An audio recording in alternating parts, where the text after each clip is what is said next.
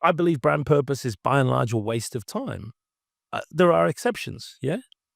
But my data's pretty strong. It's a lot stronger than the brand purpose team.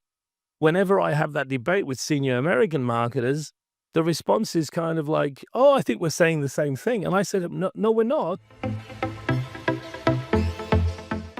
Hi, everyone, and welcome to the Marketing Vanguard podcast. We're doing a special series live from Cannes Lions along the Quaset in the heat. But this is, we have hot and spicy conversations. And I know I'm going to have one right now with Mark Ritson.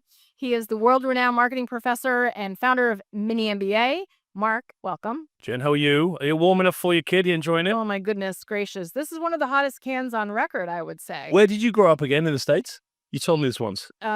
New Jersey, Texas, Connecticut. Yeah, even Texas hasn't got anything on this, right? This is hot. This beats that. Yeah. Very hot. But that's okay. We're in it to win it, and this is why we're here. That's the spirit, Jen. You'll struggle through, darling. You'll somehow survive for the 3 weeks in Cannes. Yes. So let's talk about surviving in Cannes. Yes. How many times have you come here? This is my second. Okay. I was a very public critic of Cannes. So let's talk about that. Well, it would just seem like you couldn't win, right? Because you were either posting pictures of being in Cannes and pissing everyone off that was not in Cannes, or everyone else in Cannes was kind of like, yeah, I'm here too, no big deal. And every year we got these sort of votos, and I just didn't want to go. And so I was pretty anti it. But then last year I came, and I have to say I was quite impressed with it. Why? Like, what impressed you the most? There's two things, I think. I mean, Tim, my CEO, who's a Cannes virgin. It's his first year this year. And I said to him, look, it's kind of, there's a couple of things going on. There's all the Americans and all the Europeans and a few of the internationals here. You don't get the American elite and the European elite in anything except this. And that really did impress me. I've lived in both worlds, but I've never seen them all together. And then the creative, strategic nexus is also there. So all the creative people are here, but so are the suits, so are the brand managers, so are the account planners. So you really feel like there's a crosshairs of kind of all the interesting stuff. And so I think they're the two big attractions. Everyone that you want to have a meaningful chat with is literally around the corner. The only criticism I'd say is we sometimes lose track of, I have a famous statistic. Advertising is a very important part of marketing, but it's only about 8%. There's all the other stuff we don't talk about, right? So it tends to become this bubble of advertising, which it has to be. There's other things we also need to sort out. But for these 5 days, it's amazing. Yeah, well, it's interesting. I mean, I've never thought about it this way. And I've come for, 11 or 12 years. But oh, wow, you're a real old timer. A little bit, yeah. It is marketers marketing to each other. Yeah, which isn't necessarily the best of it normally, right? But it's fascinating because, the activations and the how they do it, right? With the target and with the genesis. And of course, if you look at the history of how agencies have marketed themselves, it's pretty poor, right? Yeah. So yeah, having said that, they're doing a pretty good job. Yeah. Really cool stuff. I want to go back to you. For people who don't know, I would love for you to share your personal history because, listen, you are iconic. You are opinionated. Thank you. And you have been unabashed in your perspective on this industry and on what good marketing looks like. Yeah. But you weren't always here in this place. So tell us about Mark. Yeah. It's a strange one. So I'm English. I live in Australia because I'm married to Australian. I spent most of my formative marketing years in the States. So I'm a bit of everything. I was an academic for 25 years. So I was a marketing professor at places like London Business School and MIT. I was a visiting prof for many years. So I taught MBA students. And then about 10 years ago, I decided I was going to take my award-winning MBA courses in marketing and make a company and basically give access to marketers the MBA level training in marketing without having to do the 2 years, the finance, the 100 grand attached to it. So we made it more accessible. How did MIT and London Business School? Well, I'd already left them, so it wasn't up to them. But yeah, it was good to have I won the teaching prize at MIT. I won it at LBS. That was very useful for my next step, to be able to say I've done it and I've won prizes for it. So yeah, we rolled it out. It's grown and grown every year. So by now we've trained about 40,000 marketers. But we never touched America, and it's a really good example of strategy. So we have all these discussions in Cannes about strategy. I learned strategy late in life because I ended up working for some pretty big brands at the very highest level. And I'm a marketing professor. I know nothing about strategy. So I really went back to school in my 40s to learn it. And what I learned in a nutshell was strategy is about choice and strategy is about what you don't do. And so the one thing I said to my team from the beginning was, we aren't going to go after America. It's too big. It's too complicated. It's very high acquisition costs, very competitive. And we don't have any expertise there, right? So we're in 40 countries, but not really US. And I said, whenever the time is right, we'll get a partner. And sure enough, Adweek turned up this year. There's like an Adweek shaped hole in our business.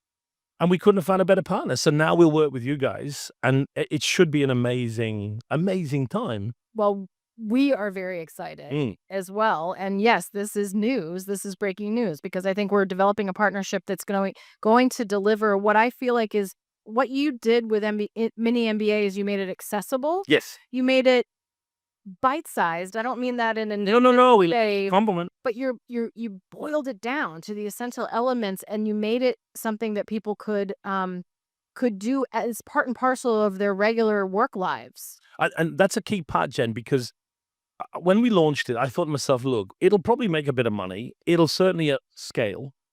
But the third part, which I wasn't expecting, is it was clear within a year that the experience the mini MBAs were getting online was better than the classroom experience because I was still teaching in the classroom. And that bit was not part of my expectation. So I delved into it. And the simple point is when you allow marketers who are busy, it's a senior program, 30s and 40s, when you allow them to choose when and how they study, it's a hell of a lot more effective than bringing them into a lecture theater in a 16th century way and talking to them for 3 hours. And so what we find now is if you take 100 mini MBAs, they're all learning in different places at different times in different ways each week. But there's still a syllabus, there's still a weekly load, there's still a Q&A with me, but they might do it in the gym, they might do it driving home, they might do it with their teammates. And we love that diversity because it works for learning. And look, our two stats that we sold the program to all of our investors was very simple. 75% of marketers don't have a good training in marketing, in the States as well as everywhere else. And no one under the age of 35 is ever going back into a classroom again. Yeah, that's so true. It was disruptive before its time. I mean, it was, so, and here we are. Here we are.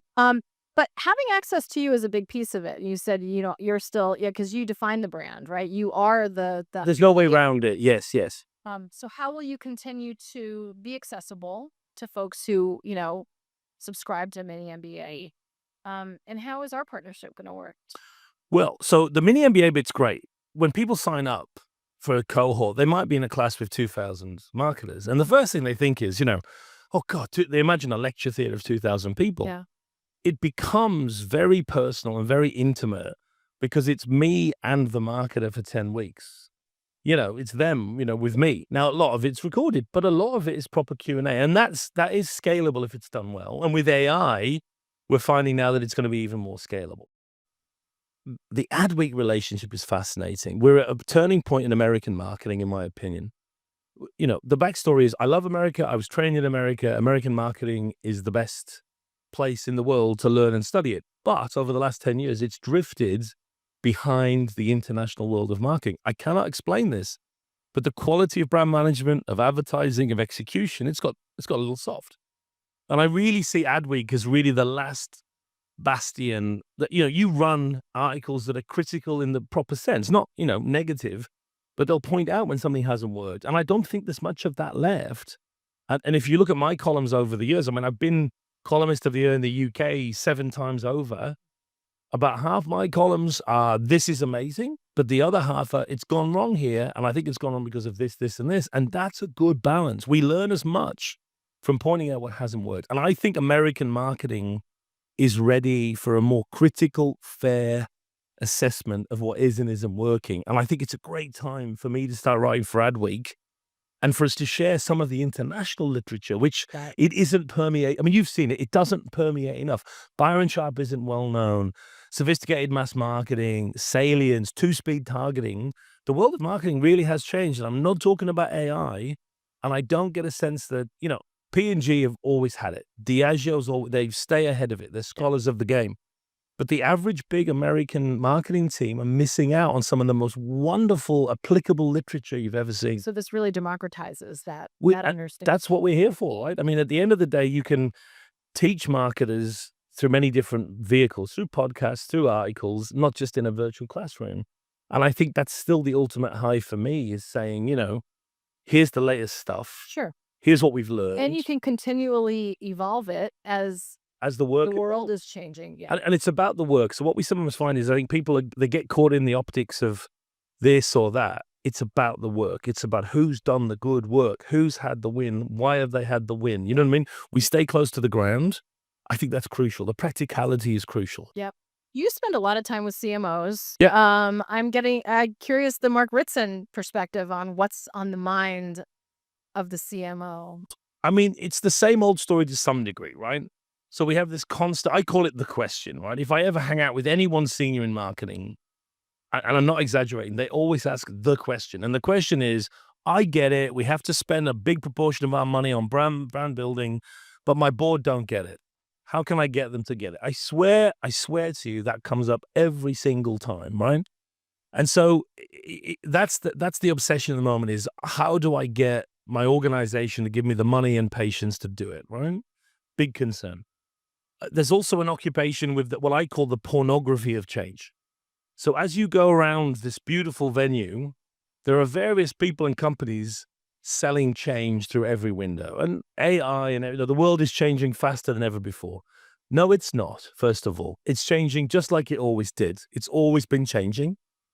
The problem, that's reassuring for a lot of people. It should be, right. And it's important because, as it turns out, you need to spend time not changing to be successful in marketing.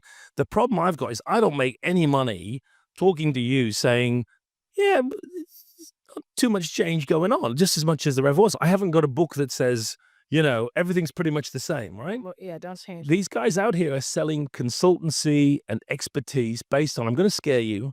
I'm going to worry about stuff you don't know about. And then I'm going to sell you it, AI is going to change everything. There's no doubt about that. It's not going to change it as quickly as everybody thinks. And we've got work to do first. You know what I mean? As well. So for me, the message from the data I'm presenting this week is, there are 2 or 3 factors that drive really strong creative effectiveness. Probably the most important one is, once you've got a good ad, run it for 2.5, 3 years at least. Now you try selling that message here, where it's an annual 6-month cycle, change, but it's wrong. The data is clear. If you've got a good ad, run it for years. That's a hard sell, though, to your board and your CEO. And to your agency that wants to keep making ads, right? Absolutely. But it doesn't stop it from being correct. Yeah. You know what I mean? Yeah. So I think that message to the CMO of, it's okay, the world is changing. AI is going to make some massive implications for us, but not as quickly as we thought. The 30s were going to be dramatically different.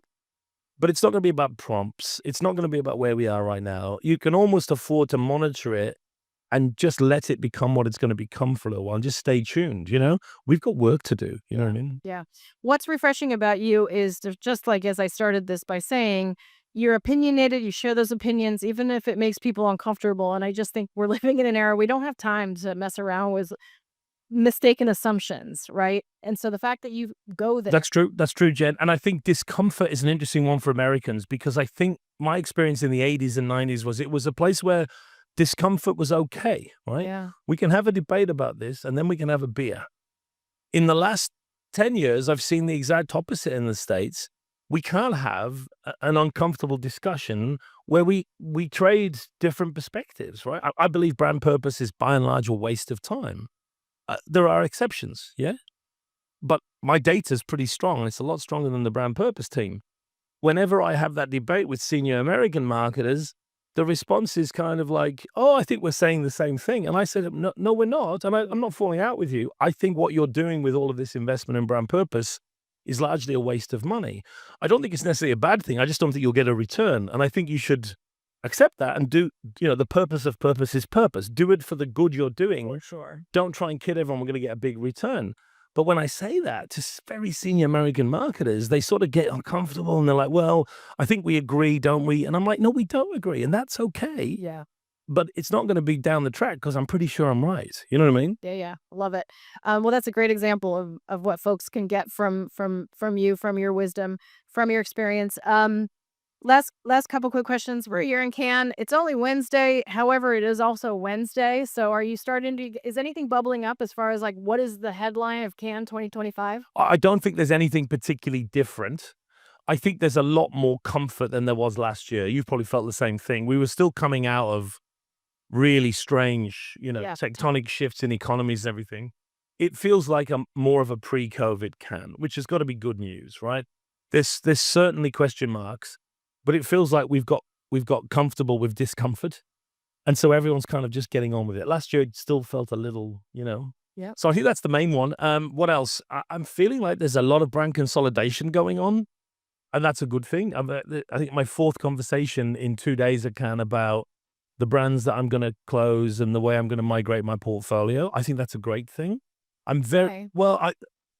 it's a long story, but I find most companies are very comfortable creating and making more brands. And I always say to them, that's great, but unless at the other end of the chopping block, you're killing the same number, it's only going to end one way, right? Absolutely. Killing, in my experience, is more enjoyable and productive than creating. Yeah. I've killed about 200 brands in my consulting career, and I've created about half a dozen, and that's a good ratio. I love that. Killing is good. Okay. When we talk about brands, Talking about brands. that's an important extra. I love that. Well, Mark, listen, this has been enlightening as always. I'm super excited about our relationship. You too, Jen. We've known each other a long time, right? We're working together. It's going to be good. We're able to do this and bring this value to our communities, which I think is what ultimately that's what this is all about. So thank you so much for joining me. Enjoy the rest of your Cannes. Let's circle back on the other side of it, and I'll get your additional comments as far as what you think Cannes 2025 will be. Yeah, let me get to Friday, and then I'll have a full scoop. You go. Every day changes everything. So thank you so much. Thanks, Jen.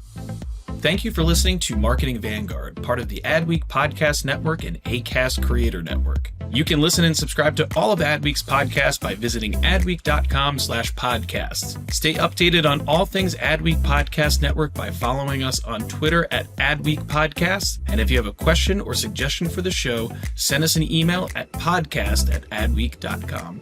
Thanks for listening.